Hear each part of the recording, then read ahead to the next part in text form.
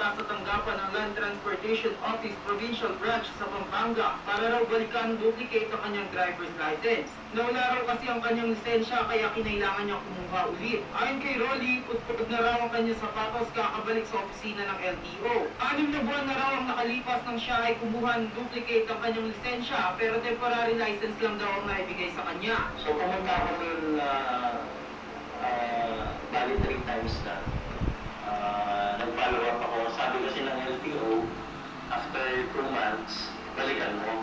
Kaya ngayong bago na ang administrasyon, umaasa raw si Giang na mapapabilis na ang serbisyo ng LTO. Sa talumpati kasi ni Pangulong Rodrigo Roa Duterte sa kanyang unang State of the Nation address ay sinabi nito na gagawin niyang 5 taon ang normal na 2 taon sa lisensya bago daw ito mapasok. Sinabi rin ng Pangulo na mas pabibilisin niya ang pagpoproseso ng mga lisensya at gagawin 3 araw ang pag-ayos nito. Kaya naman sinamahan ng team ng Metro Central Luzon ngayon si Rolly sa tanggapan ng LTO Provincial Branch para alamin kung bakit nga ba natatagalan ang ahensya sa pagre-release ng identification cards. Nakapanayam namin ang OIC ng LTO San Fernando Licensing Center na si Sylvia Aguas para alamin ang aberya. Nung Friday lang po nagkaroon ng ID card available, which is only 1,000. Yung 1,000 na yun, good for ano lang po yun, readings, transactions.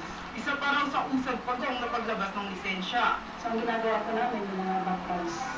Kagaya ng iba, October 2014, wala pa rin silang ID. Yun yung mga inuna namin.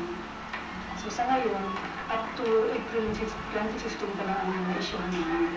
Nakuha na ni Rolly ang kanyang lisensya pero may pakiusap si Rolly sa ahensya. Sana yung mga taga-central office magtrabaho naman. Kasi napeperwisyo yung mga kapampangan dito sa Pampanga pagdating dito sa driver's license. Don Regalado, nag-uula para sa Metro Central Luzon News.